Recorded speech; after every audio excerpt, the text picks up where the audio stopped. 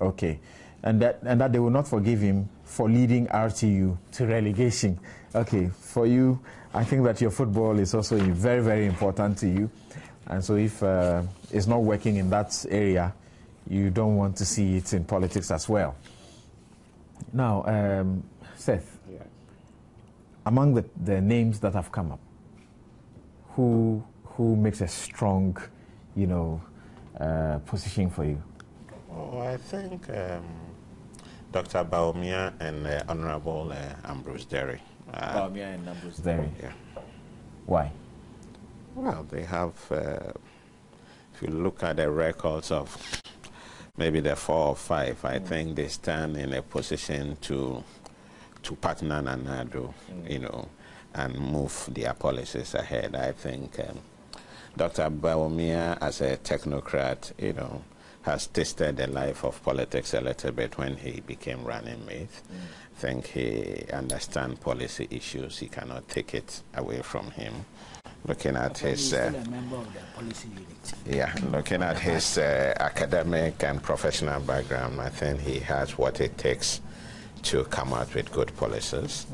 Ambrose Derry, too, looking at his record as a lawyer, having been in politics, he's someone who has been in both the left and the right, from the PNC and then to the NDC. He having been, I think, a former Deputy Attorney General, and also having met him personally during the Jirapa by-election, where we were monitoring the same area, we kind of, strike some kind of informal, Did it come across to you as a very strong candidate in his area? Oh, well, I can't speak to that, honestly. I have to be. But during the by-election, I had my own, I did my own observations whilst we were doing the rounds here and there, and occasional tete-a-tete, And I think I had the opportunity to address the MPP meeting when you were having, I think, your reforms, whether an expanded electorate at the trade fair. I met him also there. I think he has good qualities. Bawumia has good qualities. So it's up to the flag bearer of the MPP to look who can best help him to achieve his. But having said that, as a member of the NDC, I think it's going to be very difficult for them. You think it's going to be very difficult for them to, no matter who he picks, to win the next election 2012? I think we have a very strong team as a party. Is that the way the NDC thinks that the next election is a done deal for them? I won't say it's a done deal, but we are very prepared. We've done well so far. There are 1 or 2 things that we've not been able to achieve, and I think before December 2012, we'll make it possible we'll make sure that we achieve those things. I know they also see the political temperature looking down to the grassroots. It looks like it's going to be a very difficult election for the NDC. Yes, that information keeps coming, but in the next 12 months, I think we have a lot to deliver. We will deliver that, I believe, strongly, looking at the party structures and also the government, I think. The political season has set in. Do you have time to do anything? Oh, I know. The last year we have certain things that we would do. I know the key areas that maybe people are complaining, the 2 universities that we've not been able to put up the health insurance, that is the 1 premium, Those are the ones you remember. The complaints are more than that. Yeah, I'm just trying, the very significant ones that the MPP can't, put us into the corner. STS. Yes, STX is also another one. And it will come. It will come. But the STX is not supposed to. We will not feel the impact. Assuming the loan comes, we will not feel the impact before 2012 election. Well, the point really is, have we ever felt the impact of any loan in this country, really? Well, I didn't know you were so cynical. Let me finish. So I think we have a duty to fulfill this promise, especially the 2 universities, and also the STS. If it will not work, I think we have to look at best means of, handling that particular thing. If we have to bring in very serious investors. We have to do that, in the interest of the party and the government. So it's going to be a tough election, but I'm very confident that the NDC will win once again. And they are two good candidates. I can't say they are not good. And for you also, it doesn't matter whether the one choosing is Christian or not. No, I think religion shouldn't be a factor. We should be very careful. We should learn from other countries what religion has pushed certain countries into and also pushing other countries. No, but I thought that in our situation it is rather for cohesion. No, yes, I'm just trying, don't let it become a factor in terms of public discourse. The internal workings of the various parties will look at it and see what to do. For example, when we were picking... people feel that it's good wisdom, as it were, to do it in that way. You mean the religion? Yeah, the religious one. That's important to consider it as well. Yes, in the internal workings within our behind-the-scene meetings, it is properly considered. In the case of His Excellency John Mahama, we considered it to a large extent, but we also saw that he had the support of our Muslim brothers. Okay, he's a Christian. And it all depends on how you carry yourself, what you believe in, your competence, what you are capable of doing. For example, I am a Christian.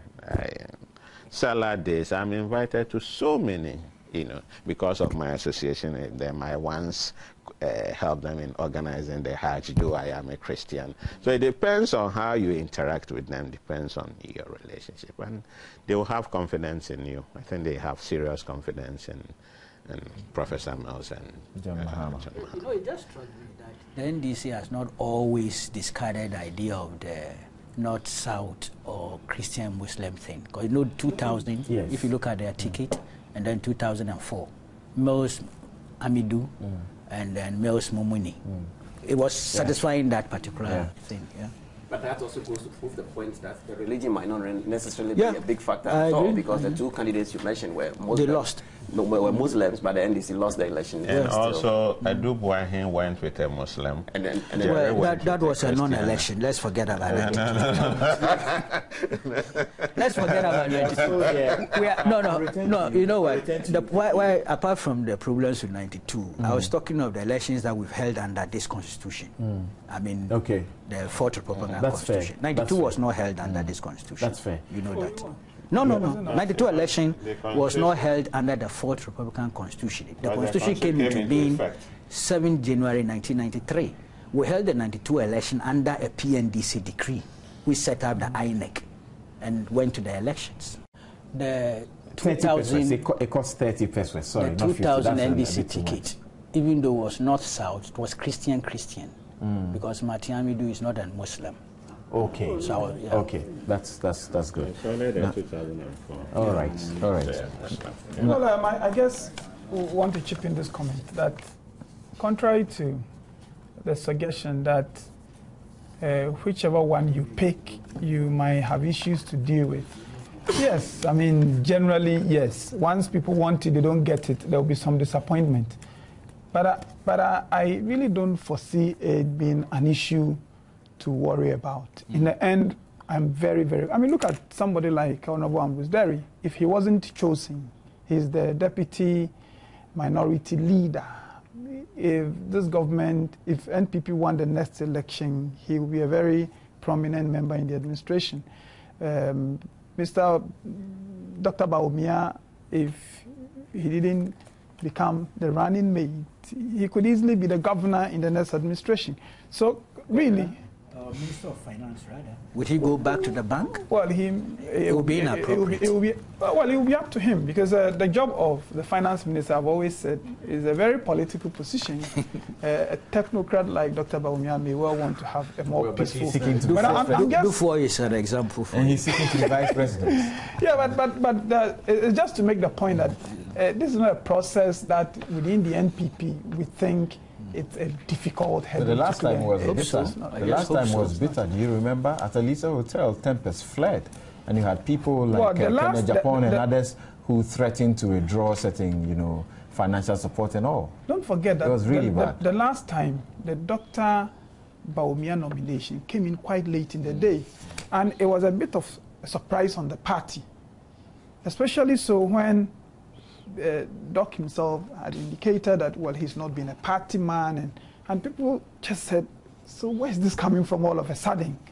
But he was lucky the flag bearer that nominated him stood by him, but also the fact that his credentials within governance, his understanding of the economy, were all arguments that made it possible for NPP to say, even though he's not a known, if you like, traditional party man, we would accept him because of this. In the end, he got accepted. It took him quite some time to begin to, express himself in a way that suggested that he was ready, for a political office. I followed him to the northern region after everything. I think and all.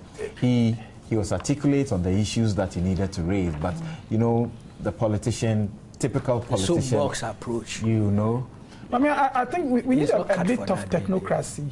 A political office sometimes should be occupied by people who are technocrats. The politics alone can't do the work. I mean, you need people who are very sensitive to issues of governance and policy, and that is where Dr. You also need a crowd mover. Well, yes, but if you're a technocrat, you may well, because the argument, I've listened to people who, I mean, when I myself have been on air to argue, when you have sounded very political, of course, your party base would send you the text messages and say, you've made our day. When you have made very strong policy points, the people who would say, I like that point you made, are the somewhat floating voters in industry and the people who almost don't like the politics. They just want governance to happen. So I'm just saying that for NPP, we do not really, there's no sense in the party that this is